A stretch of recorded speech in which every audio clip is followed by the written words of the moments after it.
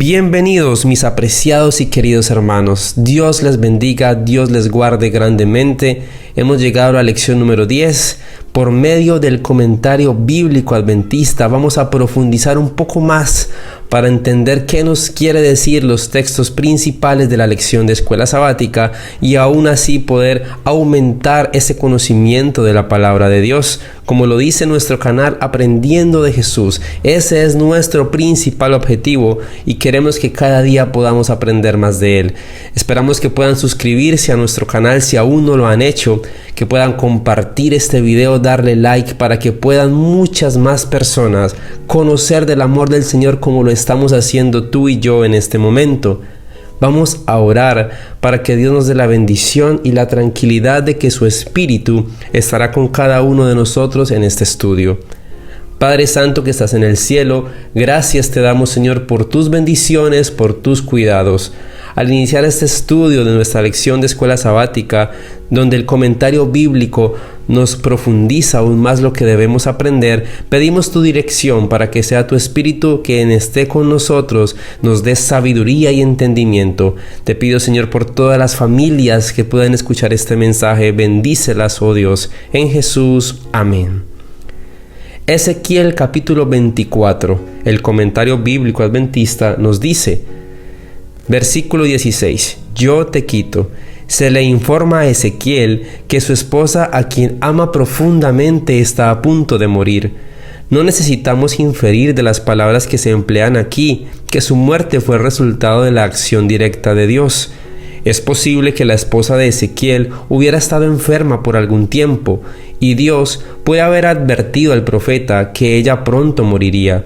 Muchas veces se emplea una figura de dicción para decir que Dios hace algo que en realidad permite o no impide que se realice.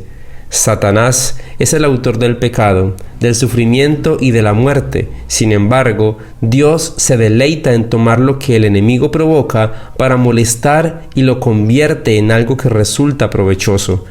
Aquí se emplea la pérdida del deleite de los ojos de Ezequiel para grabar vívidamente el pensamiento de la gente en el mensaje divino. La experiencia de Ezequiel muestra claramente que el que sirve a Dios no necesariamente queda inmune al sufrimiento y a la desgracia. Algunas veces parecería que los mensajeros de Dios son acosados más intensamente que otros que no dedican sus esfuerzos al ministerio. Muchos desastres han sobrevenido a quienes han dedicado sus vidas a servir en algún momento lejano y difícil. Algunas veces una penosa enfermedad o muerte repentina han sobrecogido a los que estaban consagrados a la obra de Dios. No debería considerarse que esas desgracias son castigos divinos, son el resultado de la obra de Satanás.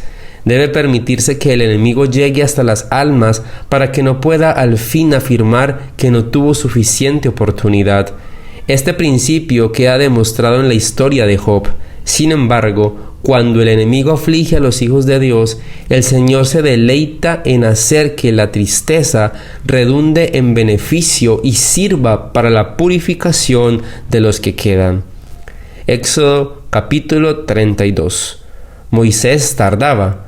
Moisés ya había estado varias semanas en el monte cuando el pueblo le exigió a Aarón que le hiciera dioses. El pueblo estaba desesperado, mis hermanos.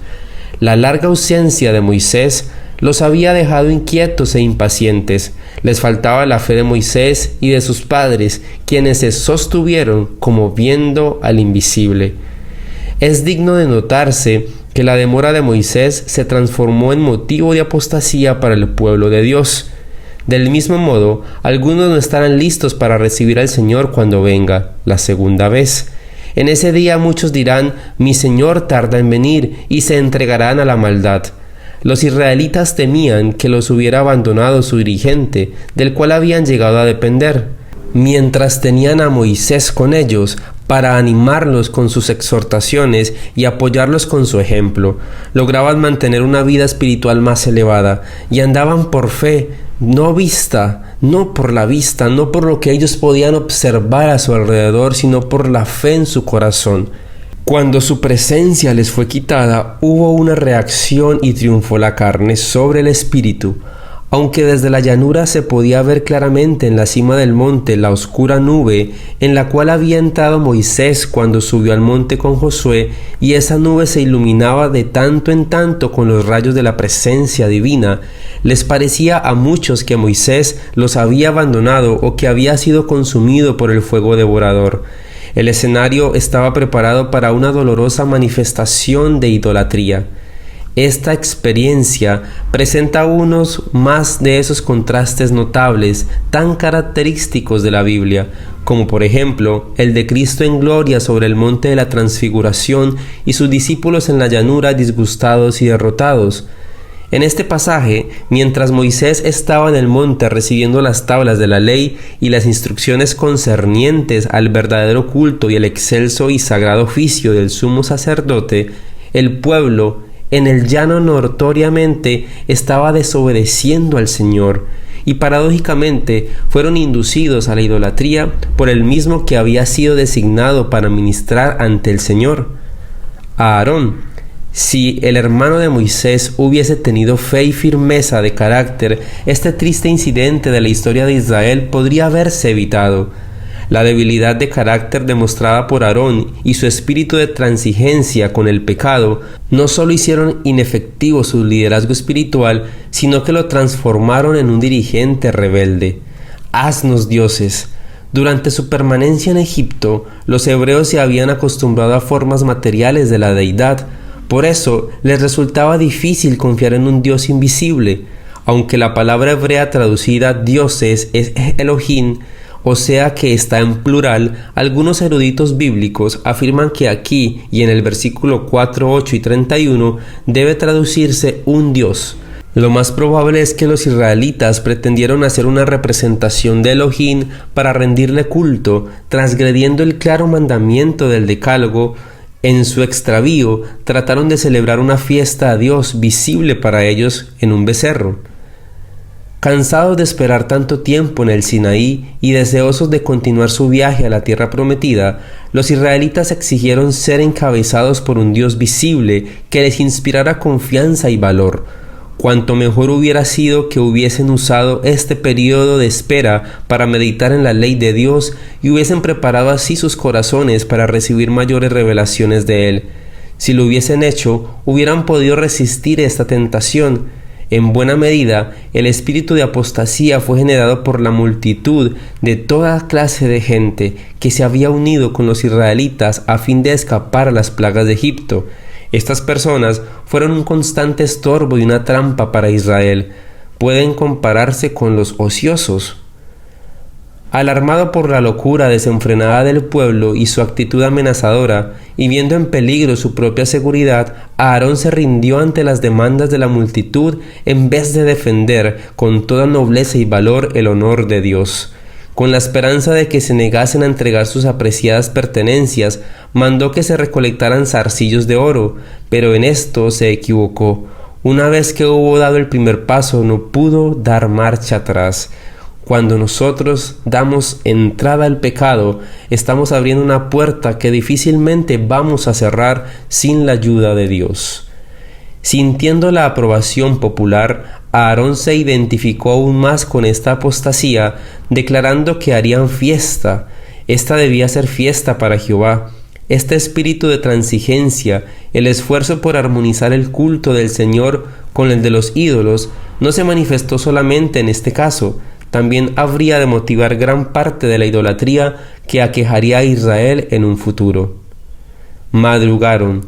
Tal era el entusiasmo y el fervor del pueblo por esta nueva religión que se levantó muy temprano a fin de comenzar su culto. Comúnmente solo se quemaban ciertas porciones de sacrificios y los sacrificadores comían del resto. Este fue un desenfreno sensual.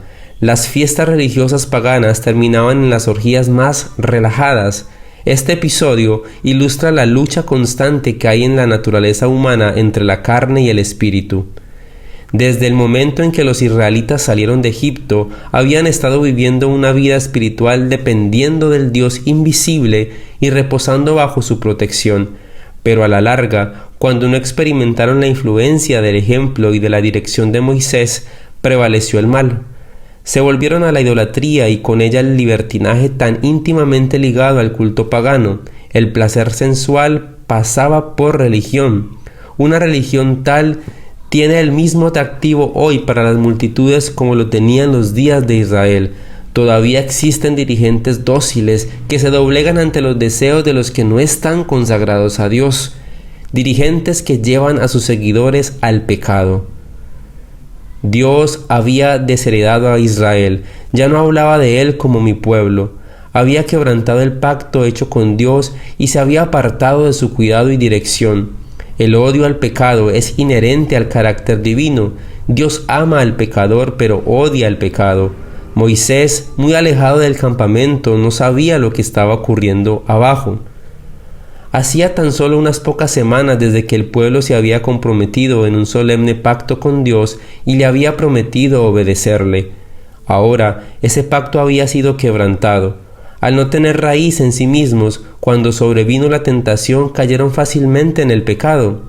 Muchos de ellos, especialmente las personas que no eran israelitas, fueron vencidos por sus viejas prácticas idolátricas.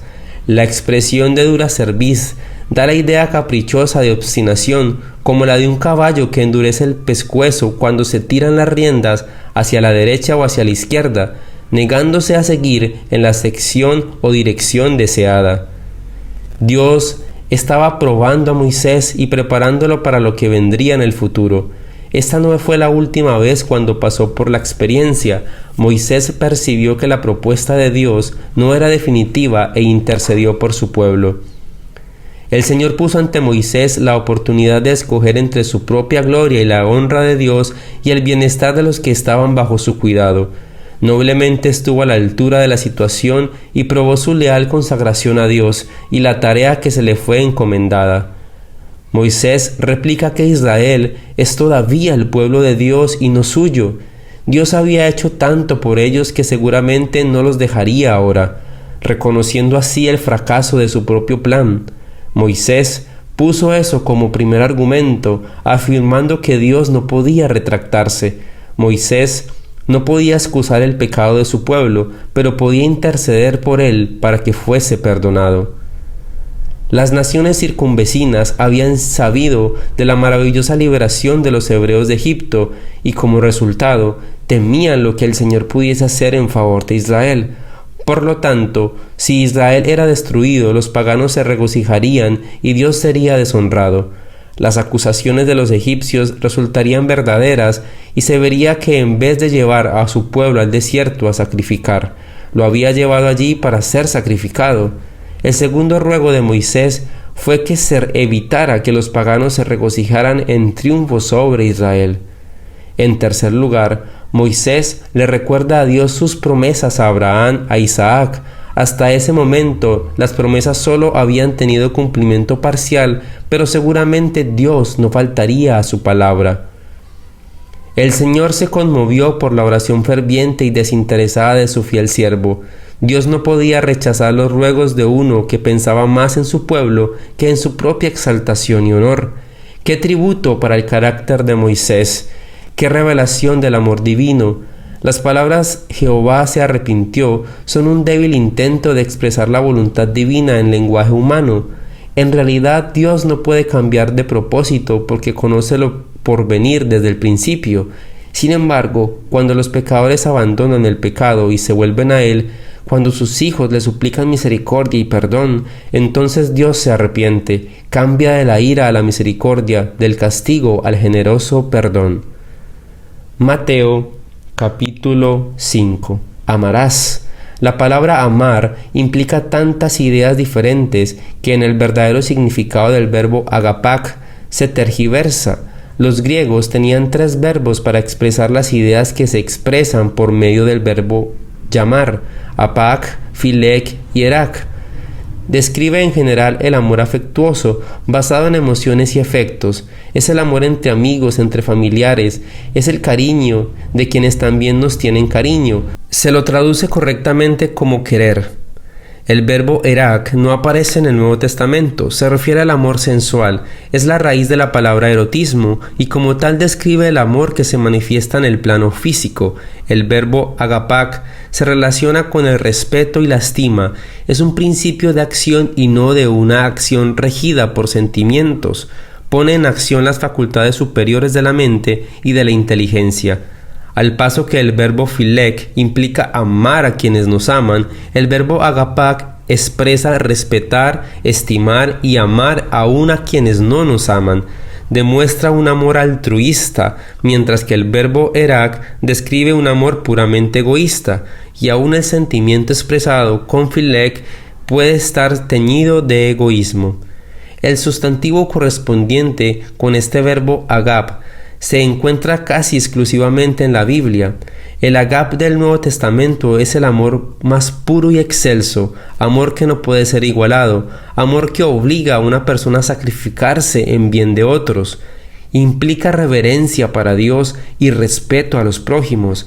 Es un principio divino de pensamiento y de acción que modifica el carácter, gobierna los impulsos, controla las pasiones y ennoblece los afectos. Para los judíos, un prójimo era otro israelita, ya fuera por nacimiento o por conversión. Aún los samaritanos, mezcla de judíos con otras razas, estaban excluidos y eran considerados como extranjeros. En la parábola del buen samaritano, Jesús destruyó ese concepto tan estrecho y proclamó la hermandad de todos los hombres. El amor cristiano procura el bienestar de todos, sin distinción de raza ni de credo. Prójimo significa literalmente nuestro próximo, todo lo que está cerca de nosotros. Aborrecerás a tu enemigo. Esta frase no aparece en Levíticos 19:18, pero sin duda era un proverbio popular. Odiar a otros o menospreciarlos es un producto natural del orgullo, considerándose como hijos de Abraham, superiores a otros. Los judíos despreciaban a los gentiles. Es como si Jesús les hubiera dicho que si la ley mandaba amar a los prójimos, Él ordenaba amar también a los enemigos. Luego Cristo prosigue explicando por qué se debe amar a los enemigos, porque Dios así lo hace y porque somos hijos de Dios. La palabra que se traduce como amad es una forma del verbo agapak, que es el amor que implica respeto, que expresa amor de tipo afectivo, que puede existir entre los miembros de una familia. La orden sería imposible de cumplir si se exigiera que todos los hombres amaran a sus enemigos, porque no podrían sentir para con sus enemigos el mismo calor emotivo de afecto que se siente para con los miembros inmediatos de la familia. Eso no es lo que se espera. El amor indicado por el verbo philek es espontáneo, emotivo y en ningún pasaje del Nuevo Testamento se manda a amar de esta forma. Por otra parte, se puede requerir el amor del tipo del verbo agapak, porque está bajo el dominio de la voluntad. Amar en el sentido del verbo agapak a los enemigos más acérrimos es tratarlos con respeto y cortesía y considerándolos así como hijos del Dios. Hijos de vuestro Padre. Mediante esta obvia ilustración tomada de la naturaleza, Jesús desaprueba el error popular judío de que Dios concede sus bendiciones a sus santos y las niega a los pecadores. Los judíos atribuían a Dios el mismo espíritu de odio para los pecadores y los que no eran judíos que ellos mismos sentían. Pero trátese de las bendiciones de la naturaleza o de salvación, Dios no hace acepción de personas. Sed pues. Con estas palabras, Cristo comienza la conclusión que debe sacarse de las 6 ilustraciones de la aplicación más excelsa y espiritual de la ley del reino de los cielos, que se ha presentado en los versículos 21 al 47, aunque es probable que la idea del versículo 48 esté más ligada con el contenido de los versículos 43 y 47. En todas estas ilustraciones, Jesús ha demostrado que en el reino que Él ha venido a establecer, son los propósitos y motivos íntimos los que determinan la perfección del carácter y no solo los actos visibles. El hombre puede mirar lo que está delante de sus ojos, pero Jehová mira el corazón. Perfectos, o completos, o terminados, o acabados, el que ha alcanzado la meta, proviene del vocablo telos, que significa fin, cumplimiento o límite. En la literatura griega se emplea la palabra telejos para describir a las víctimas perfectas para el sacrificio, o los animales ya crecidos, o los seres humanos adultos maduros, profesionales bien preparados y bien calificados para su trabajo. Pablo habla de los telejos en forma de plural y traduce los que han alcanzado madurez y perfectos.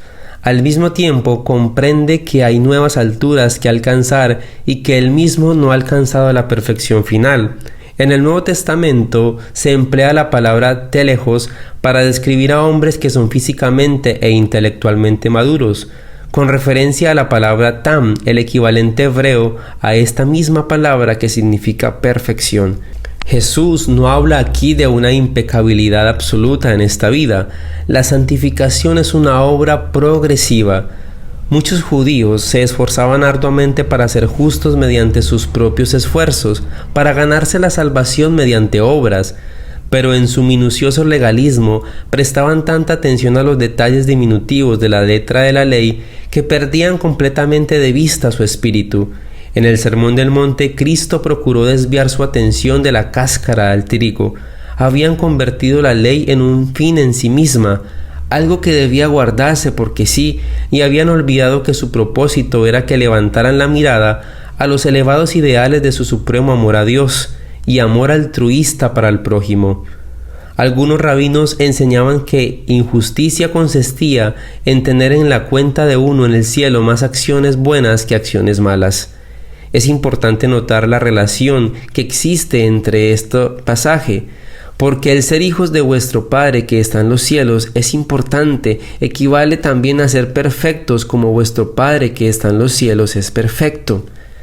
Este mensaje, mis apreciados hermanos, nos lleva a entender cuán importante es que poco a poco nuestra vida sea un reflejo fiel de lo que Dios quiere enseñarnos para nuestro bienestar.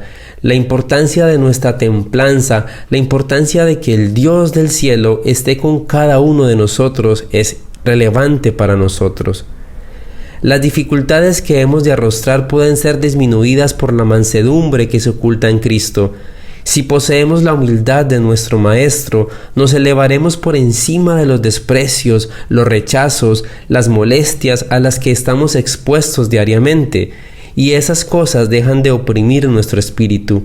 La mayor evidencia de nobleza que haya en un cristiano es el dominio propio, el que bajo un ultraje o la crueldad no conserva un espíritu confiado y sereno, despoja a Dios de su derecho a revelar en él su propia perfección de carácter. La humildad de corazón es la fuerza que da la victoria a los seguidores de Cristo, es la prenda de su conexión con los atrios celestiales. Repito, mis hermanos, esta frase que es bastante importante para que podamos llevarnos algo en nuestra mente y poner en práctica.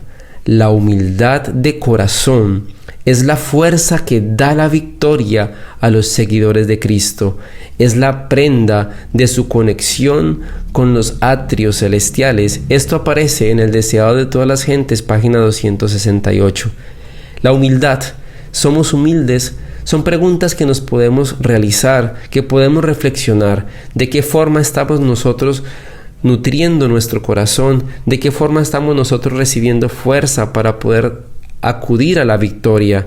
Y esa conexión con los atrios celestiales, con el Dios del cielo, es una forma en la cual, mis apreciados hermanos, podemos también entender cuán importante es que mantengamos una comunión con el Señor.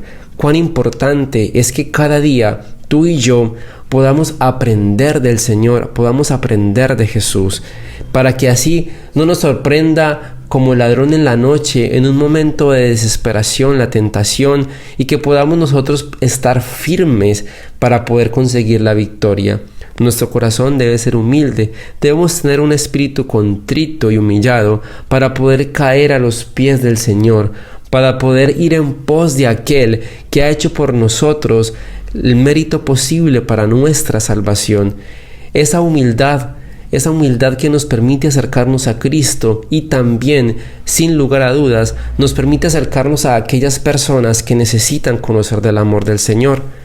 Es por eso que mediante esto que hemos aprendido, se nos invita y se nos motiva a que cada día podamos ir a aquellas personas que aún necesitan del amor de Dios, a aquellas personas que están sedientas del agua viva y de la palabra que revitaliza nuestro espíritu. Padre Santo que estás en el cielo, gracias Dios porque nos has permitido llegar al final de este comentario bíblico en el cual hemos aprendido tanto de ti, en el cual hemos alimentado nuestra vida espiritual y hemos salido, Señor, vencedores porque hoy, Señor, hemos tomado la decisión de aumentar nuestra fe, de poner de nuestra parte también para que ese propósito que tienes en nuestra vida sea cumplido. Bendice, Padre Celestial, a cada persona que pueda escuchar este mensaje. Bendice a sus familias y que puedas estar con ellos siempre. En Jesús, amén. Dios te bendiga, mi apreciado hermano y hermana. Les invitamos a que se suscriban a nuestro canal y que puedan estar pendientes de todo el contenido que tenemos para acercarnos a Jesús y para aprender del Señor. Bendiciones.